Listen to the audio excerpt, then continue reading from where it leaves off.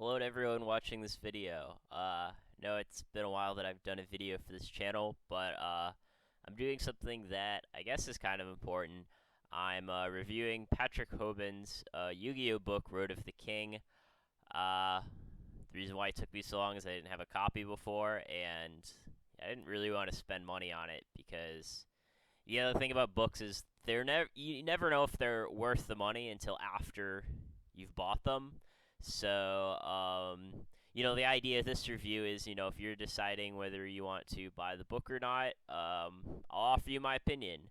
And maybe some of my criticisms, won't matter to you and you'll buy it anyway. Or, maybe I'll say the book is great and you won't buy it anyway. But yeah, that's kind of the idea. I'm going to try to give you guys an impression of whether the book is worth the price. And before I get started, I do want to give a quick shout out to the website that I now manage called duelistgrounds.com. You'll see that there's a link over here. Here. No, there. There, yeah, see? Join duelistgrounds.com. It's awesome, etc. I'm wearing my Duelist Grounds shirt. It's a great shirt, just like duelistgrounds.com is a great site. So, with that out of the way, I'm going to have to do one other thing before we get started, and that is give a legal disclaimer. Keep in mind that Road of the King, as far as I know, is the intellectual property of Patrick Hoban or whoever his publisher is, and I do not intend to infringe upon his intellectual property. Any reviews of books are covered under fair use laws. So don't sue me, Patrick. That would be nice. So, anyways, and before I get started, I'm going to sort of explain what my review is going to be like. Obviously, Patrick Hoban and I are two different human beings. We both play Yu-Gi-Oh to some extent, and we both have different opinions on the game. Obviously, our opinions are not exactly the same. So, as I'm reading this book, the idea is I'm going to, say, here's what Patrick Hoban has to say on this subject, and then I'm going to say, to what extent I agree. Because most of these things, I'll probably, agree with what he's saying, mostly, but not completely. So, I will criticize if there's something in there that I think, I disagree entirely. I'll explain why. So to some extent, it's kind of a debate that Hoban is participating in through this book. He's not, physically present here. But, again, I'm going to say, do I think Hoban is giving good advice to win tournaments? Because that's what this book is about. It's all about how to win Yu-Gi-Oh tournaments. So, if he has a section in there that I feel is not at all relevant to winning Yu-Gi-Oh tournaments, I'll point that out. If there's a section that I think maybe doesn't give the best advice, I'll point that out as well. And anything that I agree with, I'll point out as well, because there'll definitely be some times where I'll be like, damn, Hoban is spot on when he says this. So, this review is broken up into parts. This is kind of, the intro of his book. And I haven't read the whole book yet. So, I'm only reviewing what I've read so far. So, obviously I might say, it's funny he didn't mention this, but maybe he'll mention it later in the book. So, keep that in mind. So, with that being said, on to the book. I have it in front of me. I have it in PDF form. So yeah, so okay, the first page, after the title page where it says Road to the King, Patrick Hoban, it says dedicated to Ben Leverett, the future greatest of all time. So of course that has nothing to do with whether or not you enjoy the book. I feel that's a pretty bold claim to say that he knows who the future greatest of all time will be. I've certainly heard the name before, but I don't think he's done anything particularly relevant, since the book has been written. But obviously, Hoban thinks that he is a very bright individual. And next, the very next page is the blind men in the elephant story. I think pretty much everyone has heard this story before, but kind of the whole point of the story is that if you have sort of an incomplete perspective of something and someone else has a different incomplete perspective of the same thing, then obviously you'll both think the thing is have very different opinions on what the thing is. So, with that being said, kind of like how I have an incomplete perspective on Yu-Gi-Oh, Hoban also has an incomplete perspective on Yu-Gi-Oh. So, like the blind men and the elephant, us two might disagree on, what Yu-Gi-Oh is and how to win it to some extent, but, our thoughts will sort of overlap to an extent too, sort of like this Venn diagram. So I guess, kind of the reason he puts this in this book is the idea that, he wants people when they're playing Yu-Gi-Oh to sort of look at it as a complete game and not sort of focus too much on one aspect and ignore the other aspects. Because if you do that, you're just never going to be as good as the guy who's, you know, um, utilizing everything. I mean, that's kind of, I think, sort of the message is when you're at a tournament, you should utilize every tool that you have available to win. It's not just about deck building, or it's not, just about technical play, or weird mind games and stuff. You have to use all of those things. Someone who just focuses too much on one of those isn't going to be good. That's why I think it was put in there. He doesn't say why this blind men and the elephant story is put in there. It's just there. So then after that, there's a table of contents. Part 1 of the book is called Framework, and that's the part that I'm going to be reviewing today. There's 2 sections of the framework called Glory of the King's Hand. It's like half a page long.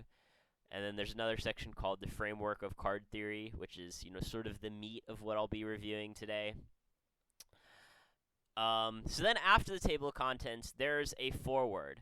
And it's written by Johnny Lee. And Johnny Lee is kind of like Hoban's hype man.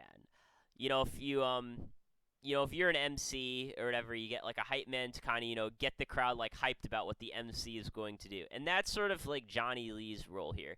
He is saying in this forward, here's why Hoban is so awesome, and here is why you should be excited about this book. And, by doing that, he sort of makes Hoban out to be this, really big, intellectual, devil's advocate type of guy. And, Johnny Lee is saying, man, from all of these, like, personal discussions I've had with Hoban, this is why this guy is, like, really brilliant. So obviously, that's the interactions that he's had with Hoban, and some people may have also had the same interactions. Some people may have had different interactions. But, this is kind of Johnny's personal thoughts on Hoban. So, I mean, I guess there's not a lot to really say there. I think it's fine to put something like this in the book. I don't really think it necessarily adds or subtracts a lot. I mean, if you're reading this book, I assume you kind of have to know who Patrick Hoban is, right? I mean, on one hand, I don't really think he needs a hype man, but at the same time, I don't think it hurts to, like, sort of have that in there. To some extent, if you're reading this book, I assume that you know who Hoban is, you know what he's accomplished, you respect him on some level. But, no harm in boosting that a little. So then after that, we've got this Glory of the King's Hand section, which,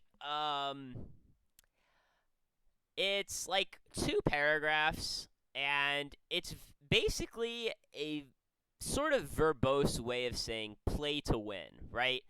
That's the title of Serlin's book, which is, just a book that you can read on his website.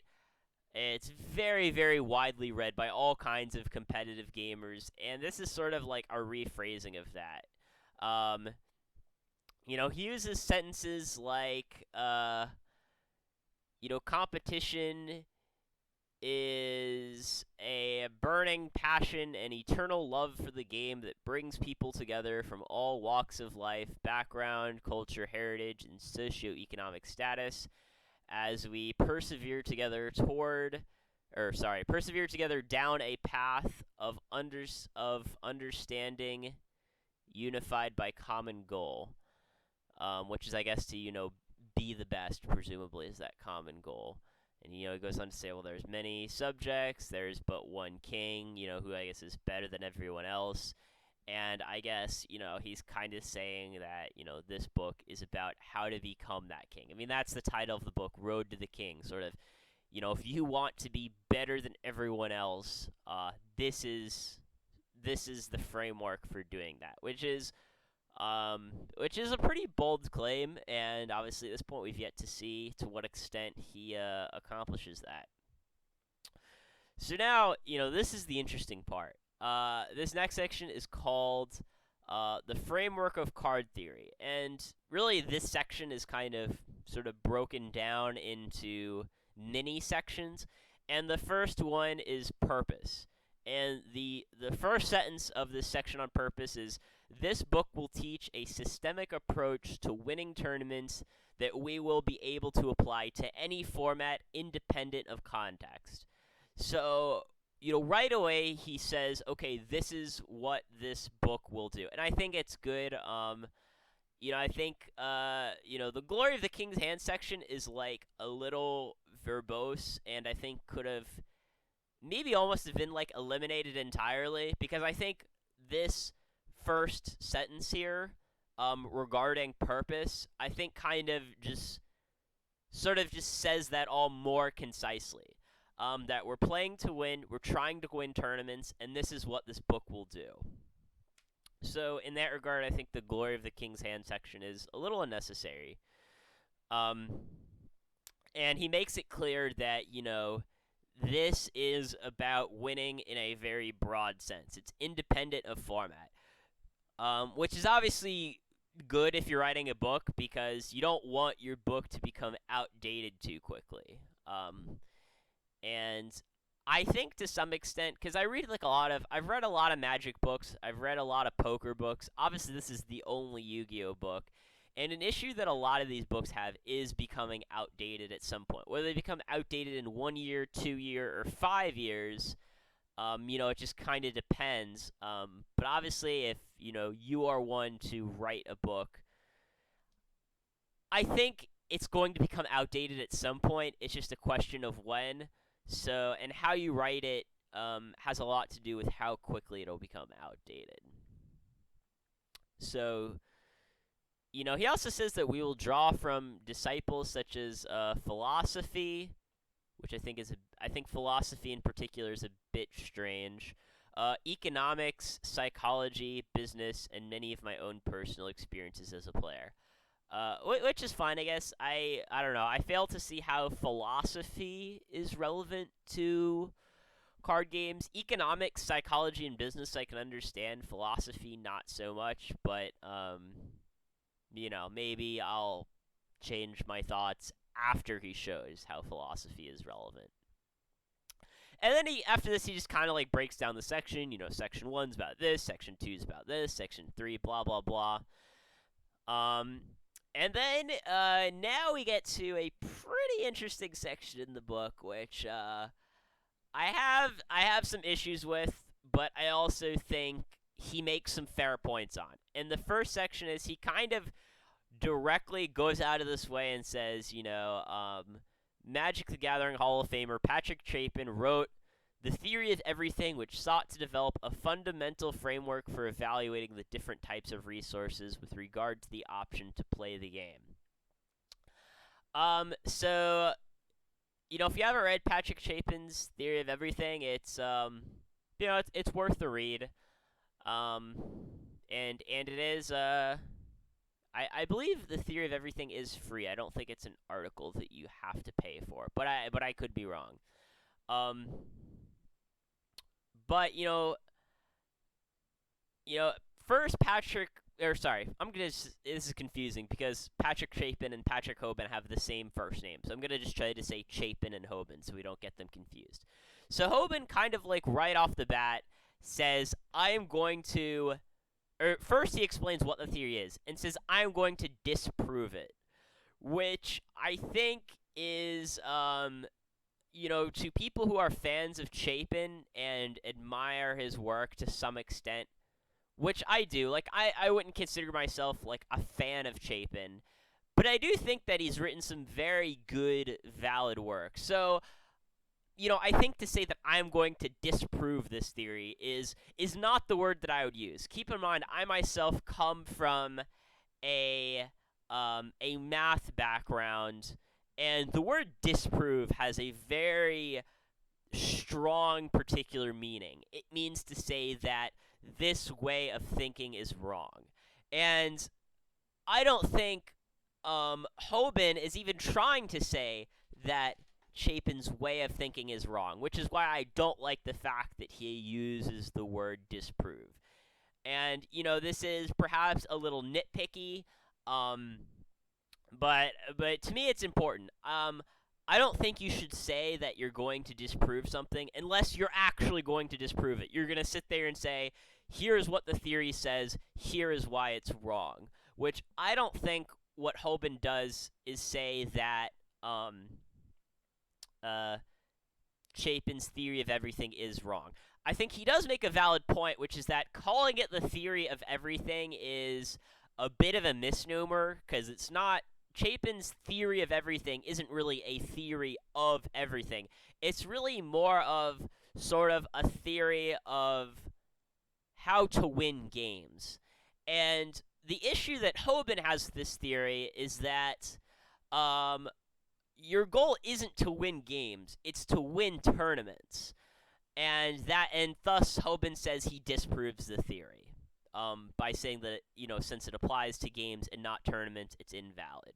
So, and I don't really think that that is the case. I do think it is the case that Hoban's right. The goal is to win tournaments, not to win games. But I would not call that a disapproval of the theory. So yeah, that's kind of the issue that I have. Like Hoban, he's right in a sense, but he's also wrong in a sense. Just the same way that Chapin is right in a sense, but he's also wrong in a sense. So really, I would have liked it if Hoban hadn't used like a strong language to say that he disproves it, because disproving is a very negative word.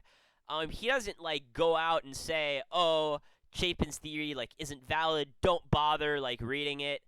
But when he says that I'm going to disprove it, that's kind of what he's implying, and that's an issue that I have. So I mean, I feel like I've talked about that enough. I'm going to move on.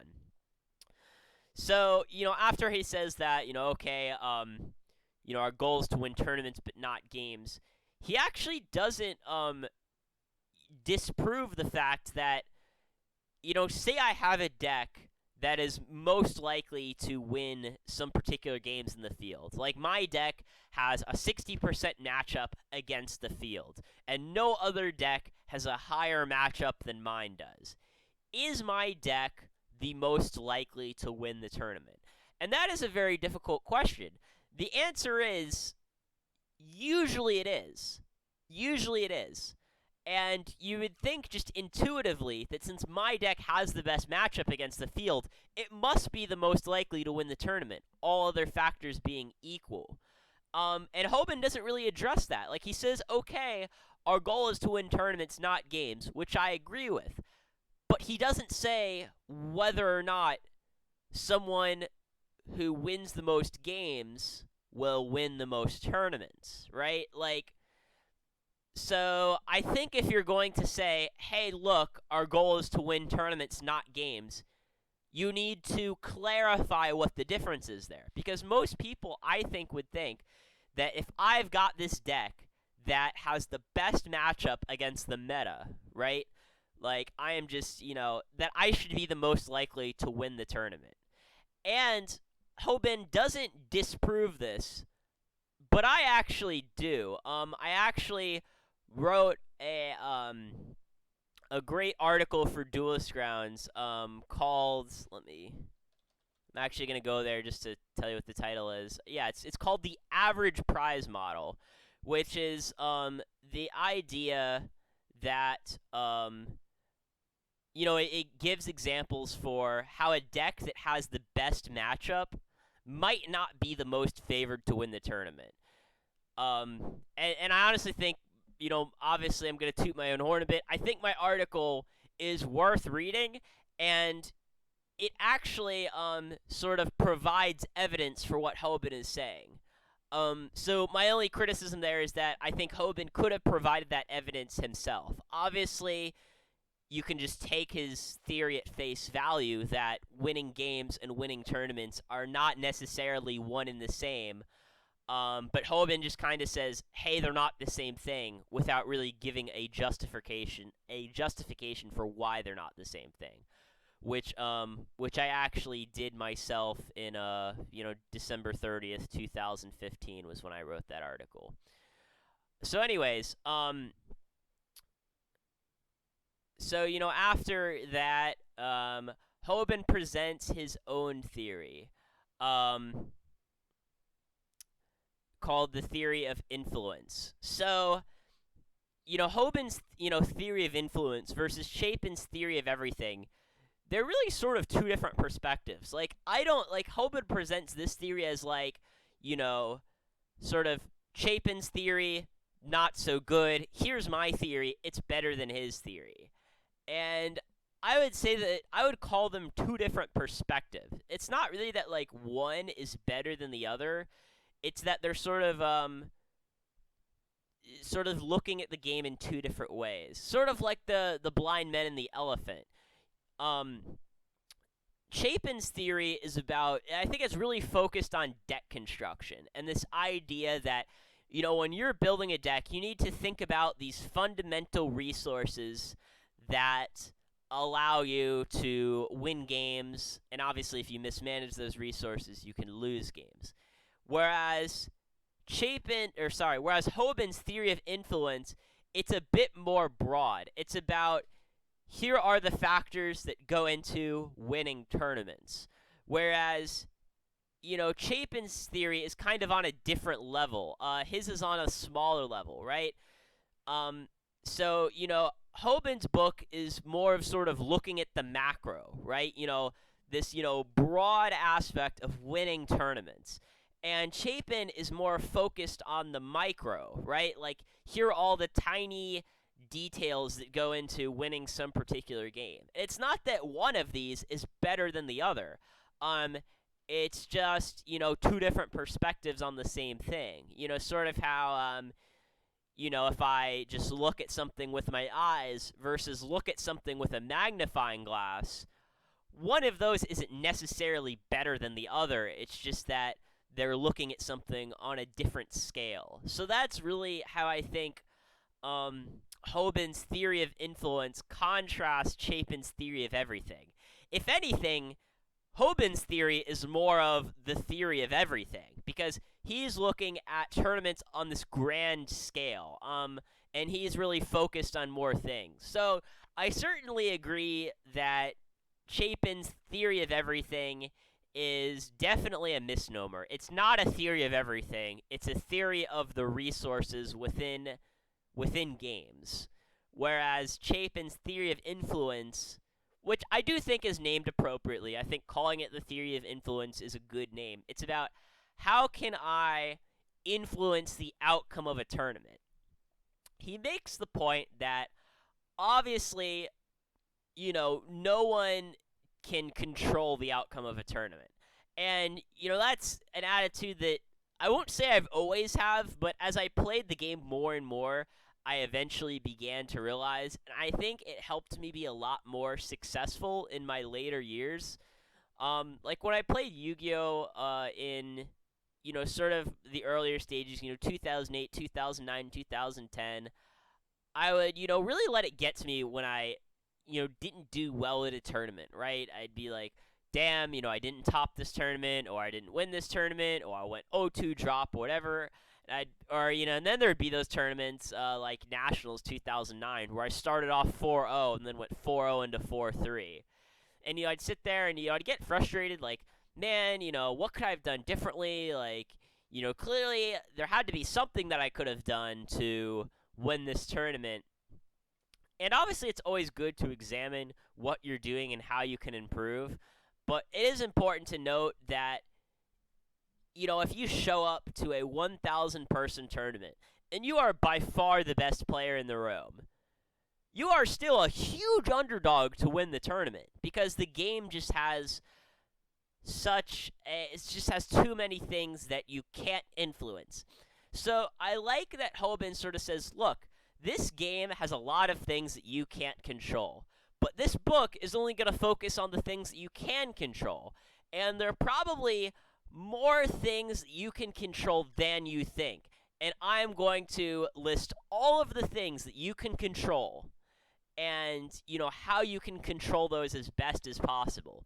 So you will go into a tournament knowing how to utilize every tool that's available to win that tournament. Now, even then, are you still favored to win the tournament? No, but you're putting yourself in the best position possible, and that is what's important. So I like that Hoban is focused on what matters. He's focused on the things that you can control. So, he sort of says that there are 4 types of choices at any tournament. There is, our play, right? What moves we make in the game. What other people play, what moves they make in the game, and then our deck and other players' decks. And obviously, he makes the point that our control is somewhat limited. You can't control what plays your opponent makes, but you might have some influence on it, right? I mean, whether it's, through mind games or, even just your deck in general, if you have a particular deck, people will play a particular way versus your deck. You can make moves that influence other players' moves. If you set a spell or trap, your opponent might have to think, oh, is it Mirror Force, whatever. So he talks about 4 types of choices, and then he talks about the 4 areas of influence, which is technical play, mental game, deck building, and the meta game. And, which I think is pretty valid. That's kind of sort of the 4 things that I've always had thought about in the context of this game too. He says that mental game is really just a special aspect of technical play, which I agree with. To some extent, I think that's a valid way of looking at it. He says sort of the same way that a square is a specialized version as a rectangle. Mental game is a specialized version of technical play. And he doesn't mention this, but I think the metagame is also a specialized version of deck building. Or really a factor that influences your deck building, right? Like, anytime, I go to a tournament with the goal of winning, and I'm thinking, okay, what deck do I bring to this tournament? The metagame is obviously going to be one of the most important factors in that decision. So sort of like how I view like mental game as being like a special aspect of technical play, I view metagame as being a special aspect of deck building. So I mean, he doesn't say that, but I guess it doesn't really matter. I mean, it's kind of a more subtle point. And just kind of before he closes off the section, he sort of says that the theory of influence is kind of all about giving yourself the to allow yourself to get the deepest run in a tournament possible, right? Because there's you can go anywhere from 0-2 drop to oh, I top 32 but then lost, to oh, now I've made top 16, now I've made top 8, whatever, or just making day 2 versus not making day 2. So he kind of says that his theory is all about once you're out of the tournament, you're out of the tournament. Until you're out of the tournament, your goal is to make sure that you're not out of the tournament, I guess.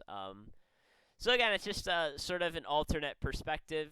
And, really, I think pretty much everything that I read in his theory of influence is valid. Like, there's nothing in there that, like, I read in his theory of influence and I'm like, oh, I disagree with this. I think, this is not valid.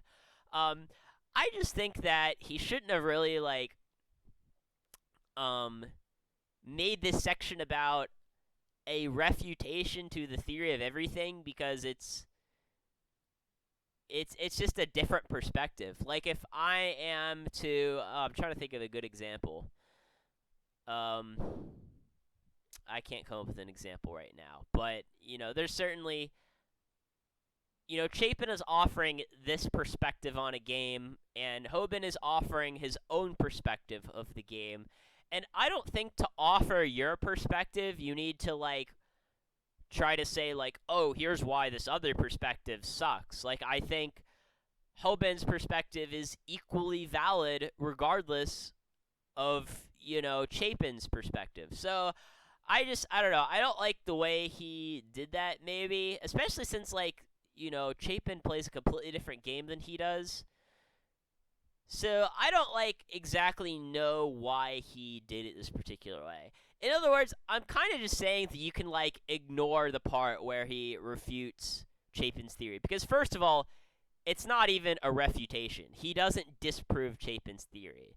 So that's, like, kind of the main beef that I have, I guess, with this first section.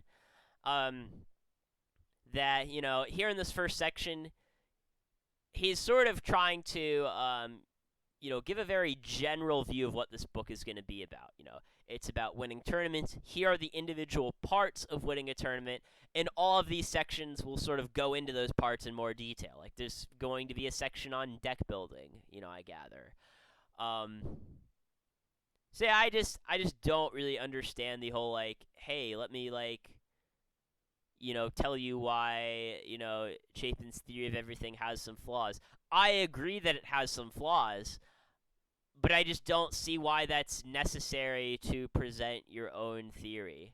It would be like if here's, like, another theory, I guess. Like, it would be like if I were to, like, offer, like, a physics theory that, like, tries to, like, disprove something in chemistry. That's actually a horrible example. I don't know why I gave it. But the point is that, like, there are two different perspectives. Hoban's operating on a more macro level, and Chapin is kind of operating on a more micro level. And I think that's fine. I think ultimately, what you should do if you're, like, developing a theory is sort of start at the top and, go from top down, break it down.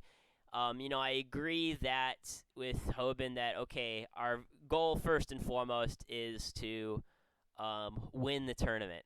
Not necessarily to win, of course, but in my view, I talk about this in my average prize model article, which I am, going to give a link to you.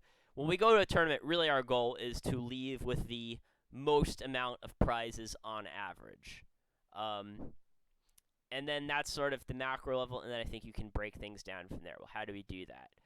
And, I agree with how he's broken it down initially. Okay, we've got our plays, and we've got our deck, and, we can, to some extent, influence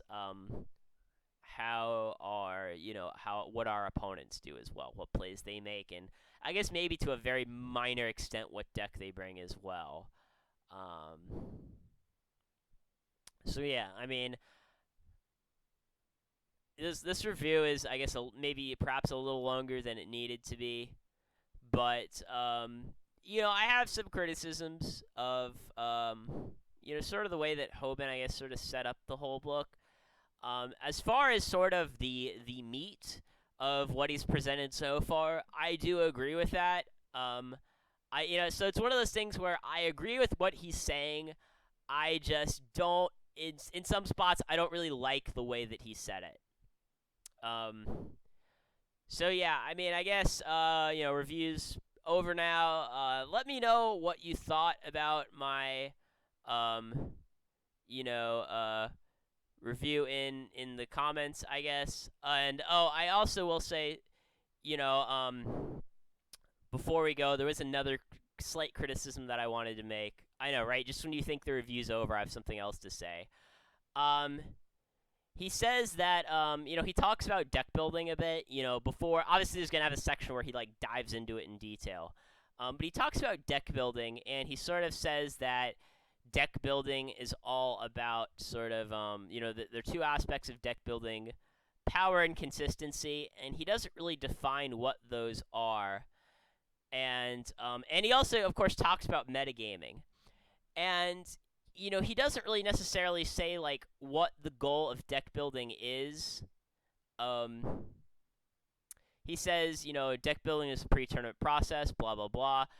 And he says the strength of a deck is determined by its power and consistency relative to the other decks in the metagame.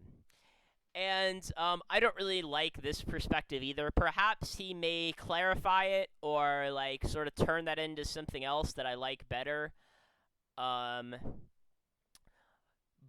anytime that I build a deck, and I think this really improved my results a lot in Yu-Gi-Oh! Again, I'm just offering my own perspective here that is slightly different from Hobin's. Once I started viewing deck building as a game of matchups, I started to build a lot better decks. To me, I don't know, what he means by power and consistency. Those are obviously very vague terms, which I hope he will go on to define in detail, in later sections. But, to me, at the end of the day, deck building is all about giving you the maximum chance to succeed in the metagame. So, if my deck, beats your deck 70% of the time, that's what's important. Not that, my deck is 10% more powerful than yours and 15% more consistent. First of all, power and consistency are things that can't be quantified, which is a huge problem in developing a deck building theory. But quantifying your matchups is difficult, but something that can be done and what matters, right? When I sit down at the table to play you, all I care about is giving myself the maximum chance to win. I don't necessarily care how much more powerful my deck is than yours. I only care if that greater power translates into a greater matchup. So I would have liked if he had emphasized that, because I think talking about power and consistency kind of sets people off on the wrong track. But, perhaps in the later sections, he'll clarify that and maybe, move it back on the right track. So I will say, I am looking forward to reading the later sections of the book. I haven't read the later sections yet. This is all I've read so far. So, just the same way that, you would go. You obviously read a book page by page. You don't skip to the end and then come back to the beginning. I have some qualms with some of the terminology that he uses. I think, but I think this, perhaps won't necessarily affect someone else's perspective necessarily on this book. But, when you're developing, this is supposed to be a theory book. This isn't supposed to be a, let me, write about my personal experiences kind of a thing. Obviously, personal experiences are an element of that. But this is a book about theory, about hardcore theory. And when you're talking about theory, I think you need to be very careful with how you say things and making sure that you're talking about things that can be quantified and validated. And so far, I don't think he has done a particularly good job at that. I mean, some of these things are valid. I agree that, 4 types of choices. Our play, other players play, our deck, other players' decks. Valid. Technical 4 areas of influence: technical play, mental game, deck building, and the metagame. Pretty valid. So I agree with that, but, where he talks about deck building as being, about power and consistency, disagree. When he says that, Chapin's theory is, somehow not valid, or that Hobin's theory is like a refutation to Chapin's theory, I disagree with that too. So, that being said, I guess, let me know how I did in the comments. Let me know if you like totally disagree with what I'm saying, or if you totally disagree with what Hoban's saying, or some combination of both. Um, I hope you appreciate, I guess, the effort that I put into this review. Um, I'm of course not trying to like give away the entire book. I'm just sort of going over what I agree with and what I disagree with, and that's kind of how I plan to do these future reviews. Um, so yeah, peace out. I'll probably have part 2 of the review up by tomorrow. Part 2 is going to be on his section that is called. Let me scroll up to the table of contents. It is called building blocks. So it'll be interesting to see what his building blocks are and what that means exactly. I'm looking forward to reading it. I hope you guys are looking forward to my review. So yeah, take it easy, guys.